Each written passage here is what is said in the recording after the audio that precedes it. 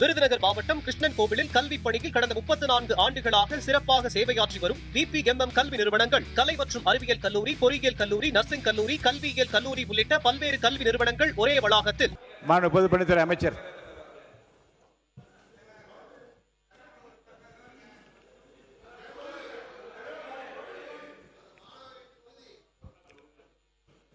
மாண்புமிகு பேரவைத் தலைவர் அவர்களே,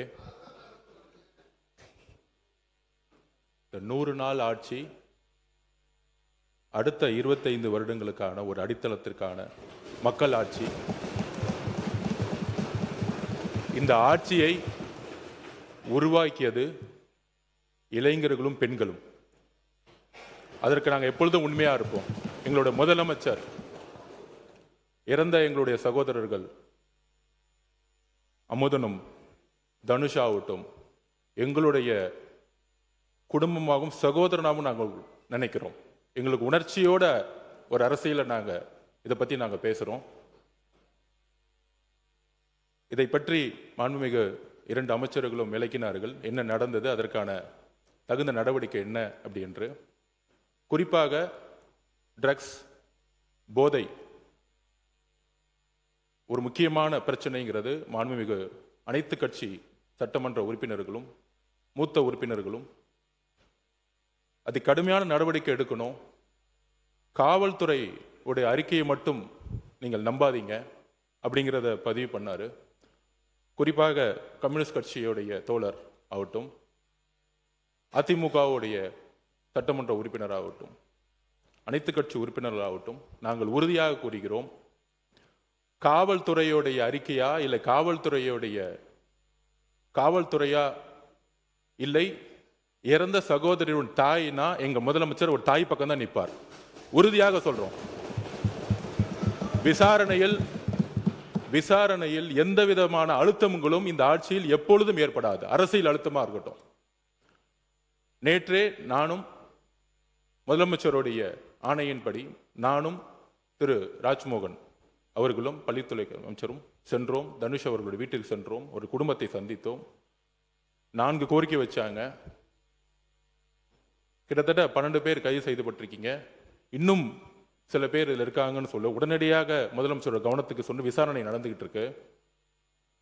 இறந்த தனுஷோடைய அடக்கம் இடத்துல ஒரு கல்லறை வேணும்னு சொன்னோம். உடனடியாக முதலமைச்சர் அந்த கல்லறைக்கான இடத்தை ஐடென்டிஃபை பண்ண சொல்லியிருக்கிறாரு. அவர்களுக்கான வன்கொடுமை தட்டத்தின்படி அவர்களுக்கான உரிய இழப்பீடை இன்றைக்கு கலெக்டருக்கு கொடுக்க சொல்லி முதலமைச்சர் உத்தரவிட்டிருக்காரு. இதோடைய வெளிப்பாடு தான் தற்போதைய ஆட்சி பொறுப்பேற்ற உடனே மாண்புமிகு முதலமைச்சர் அவர்கள் கையெழுத்திட்ட 3 திட்டங்களில் anti narcotics task force ANTF திட்டம் ஒன்றாகும். இத்திட்டத்தின் முக்கியத்துவம் கருதி இத்திட்டத்திற்கு ரூபாய் 264.14 கோடி நிதி மாண்புமிகு முதலமைச்சர் அவர்களின் உத்தரவுப்படி ஒதுக்கீடு செய்யப்பட்டு மாநிலம் முழுவதும் 65 ஆன்டி நார்கோட்டிக்ஸ் டாஸ்க் ஃபோர்ஸ் அலகுகள் உருவாக்கப்பட்டுள்ளன. எனவே இந்த அரசு தமிழ்நாட்டிலிருந்து போதைப் பொருள் பழக்கத்தை அடியோடு வேறறுக்க வேண்டும் என்பதில் மிக உறுதியாக உள்ளது. இந்த நடவடிக்கையில் அரசு எந்தவித சமரசமும் செய்து கொள்ளப் போவதில்லை. ஆனால் நான் குறிப்பிட்ட கம்யூனிஸ்ட் தோழர்களை பற்றி பேசினேன், அதிமுக தோழர்களை பற்றி பேசினேன். நான் திமுக பற்றி பேசவே இல்லை. திமுகவுடைய எதிர்கட்சி என்ன சொல்ல வர்றான்னு தெரியாம நிறுத்துங்க. என்ன திமுகவுடைய எதிர்கட்சி அங்க 57 பேர் இருக்காங்க. நாங்க எந்திரிச்சோம்னா அந்த சபையை அவங்க பேசவே முடியாது. எதிர்கட்சி தலைவர் பேசும்போது நாங்க எந்திரிச்சோம்னா அதாவது மாண்புமிகு சபை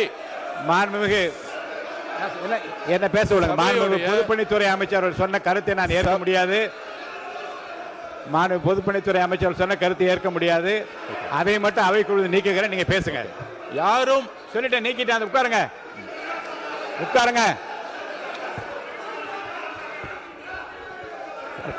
உட்காருங்க. மாண்புமிகு பொதுப்பணி இல்லைங்க.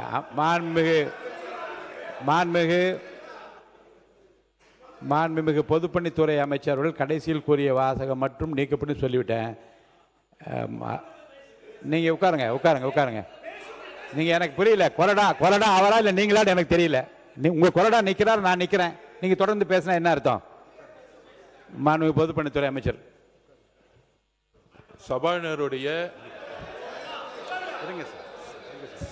சபாநாயகருடைய உத்தரவுக்கு நாங்கள் கட்டுப்படுறோம். நாங்கள் சொல்ல வந்ததுன்னா, எதிர்க்கட்சி தலைவர் பேசும்போது அரசின் மீது பல்வேறு குற்றச்சாட்டுகள் வைத்தார். நாங்கள் ரொம்ப அமைதியா இருந்தோம். ஒரு குரல் கூட நாங்கள் பேசல. ஆனால் ஒரு ஜனநாயகப்படி எங்களுடைய கருத்துக்களை கேட்க வேண்டும். அதற்கு எதிர்க்கட்சி தலைவராக இருக்கும் கொறடாவும் அதுக்கு ஒரு ஆணையிடணும். நாங்கள் எந்திரிச்சு பேசும்போது குரல் கொடுக்கிறது அவைக்கு உடைய மரபு மீறிய செயல்ங்கிறத நான் திருப்பி பதிவு பண்றேன். அப்ப ஆதாரத்துடன் பேசுறேன். இப்பொழுது எதிர்க்கட்சி தலைவராக இருந்தவர் அன்றைக்கு டெப்டி சிஎம் இருந்தாரு. திமுக ஆட்சியுடைய இந்த போதை பழக்க வழக்கம் இந்த 100 நாள் ஏற்படுத்த முடியாது. இந்த போதை பழக்க வழக்கம் நாங்கள் திருப்பியும் பதிவு பண்றோம். 2020 வரைக்கும் 2020க்கு முன்பு தமிழ்நாட்டில் போதை கலாச்சாரம் இல்லை, உறுதியாக நாங்கள் கூறுகிறோம். ஆனால் இந்த கலாச்சாரம் எங்க ஆதாரம் இங்க இருக்கு. ஆதாரம் ஒரு பேச விட சொல்லுங்க.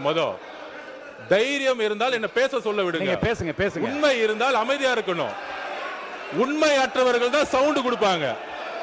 உண்மை இல்லைன்னா பயம் எந்திரிச்சு கத்த ஆரம்பிச்சிருவாங்க. எங்க பக்கம் உண்மை இருக்கு, என்கிட்ட உண்மை இருக்கு.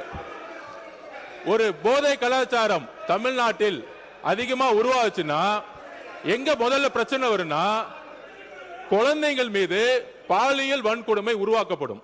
போதை கலாச்சாரம் உருவாகும் பொழுது குழந்தைகள் மீது பாலியல் வன்கொடுமை அதிகமாகும். இதுதான் ரெண்டுத்துக்கான நெருக்கம். அதுல 2020 தமிழ்நாடுடைய காவல்துறை அறிக்கை சொல்றேன். 2020 4338 கேஸ் போஸ்கோ வழக்கு. 2021 6064, கிட்டத்தட்ட 2000 கேஸ் இன்க்ரீஸ் ஆயிருக்கு. 2022 6580 கேஸ். 2023 6968 கேஸ். 2023 2024 குறிப்பாக இதை நோட் பண்ணிக்குவாங்க மாண்புமிகு பேரவைத் தலைவர்களே. 6968 இருந்து 10,046 40% போக்சோ வழக்கு அதிகமா இருக்கு. அப்பொழுது இப்ப நாங்க ஆன்டி ட்ரக்ஸ் போர்ஸ் போட்டிருக்கோம். எங்களுடைய முதலமைச்சர் பிரச்சாரத்தை உருவாக்கி இருக்காங்க. முக்கியமான இன்னொரு ப்ரூஃப் சொல்றோம். மாண்புமிகு எதிர்க்கட்சி தலைவர் இதை பத்தி சொல்லணும். முக்கியமான ஒரு ப்ரூஃப், பாலியல் தொந்தரவில் 2.5 வயது பெண் குழந்தை பலி. கற்பழிச்சது திமுக உறுப்பினர்.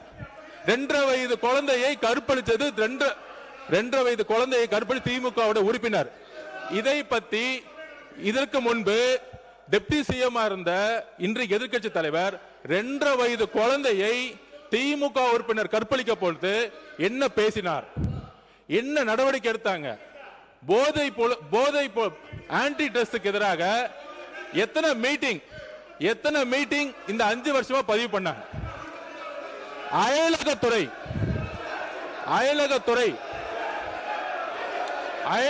என்பது நீங்க உட்காருங்க.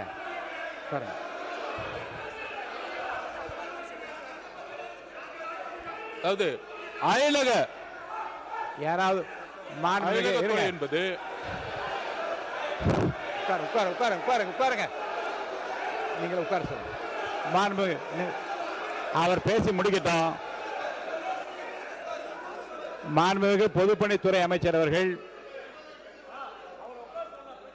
நீங்க உட்காருங்க. நீங்க உட்காருங்க. மாண்புமிகு பொதுப்பணித்துறை அமைச்சர் வரிசையாக வகைப்படுத்தி சில ஆதாரங்களை கொடுக்கிறார். இருங்க, நான் வாய்ப்பு தருகிறேன். அவர் பேசி முடித்ததும் உங்களுக்கு வாய்ப்பு தருகிறேன். நீங்க சொல்லுங்க, பதில் சொல்லுங்க. விவாதமே கூடாது என்றதல்ல. மாண்பு உறுப்பினர் பாருங்க, 55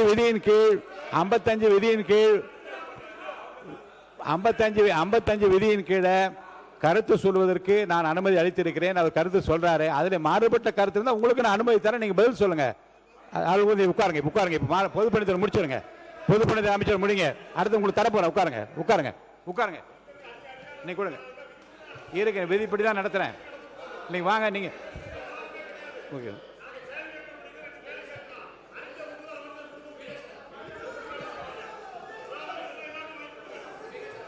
நான் எதிர்க்கட்சி தலைவருக்கு முழுமையா பேச வாய்ப்பு கொடுத்து தவறுன்னு சொல்றீங்களா நீங்க? அப்போ எவ்வளவு சொன்னார், நான் அமைதியான கேட்டு இருந்தேன். எல்லாம் உரிமைக்கு அது பதில் சொல்ற உரிமை அவருக்கு இருக்கிறது இல்லையா? இல்லைங்க, மாண்புமிகு எதிர்க்கட்சி தலைவர்கள் பேசுகிற போது கவன ஈர்ப்பு தீர்மானத்தை தாண்டியும் தமிழ்நாடு முழுவதும் நடந்த பல சம்பவங்களை சொல்லுகிற போது அமைதியாக கேட்டு அதுக்கு பதில் சொல்வதற்கு உரிமை, ஒரு கலெக்டிவ் ரெஸ்பான்சிபிலிட்டி மந்திரிகளுக்கு இருக்கிறது. முதலமைச்சர் இல்லாவிட்டாலும் கூட ஒரு கலெக்டிவ் ரெஸ்பான்சிபிலிட்டி அடிப்படையில் அமைச்சர்கள் பதில் சொல்லுவார்கள்.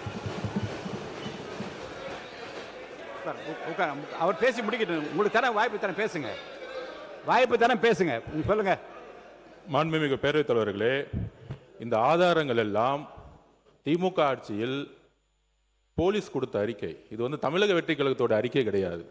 இது போலீஸ் முன்னாள் முதலமைச்சர் மு க ஸ்டாலின் அவர்கள் ஹோம் மினிஸ்டரா இருக்கும் பொழுது அன்றைக்கு கொடுத்த டிஜிபி, அன்றைக்கு கொடுத்த இருந்த எஸ்பிக்கள் கொடுத்த ஆதாரம் இது. போக்சோ வழக்கு கிட்டத்தட்ட 40-60% ஒவ்வொரு ஆண்டும் ஏறி இருக்கு.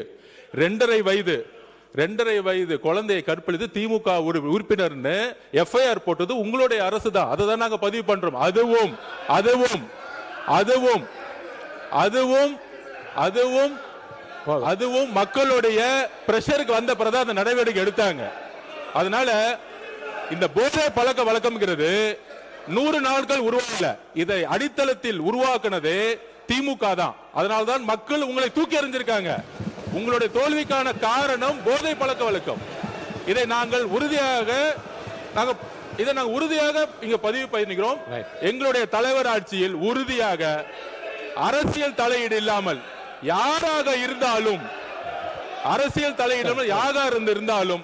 கடுமையான கைது நடவடிக்கை எடுக்கப்படும் என்கிறதை நாங்கள் இங்க உறுதி கொடுக்கிறோம்.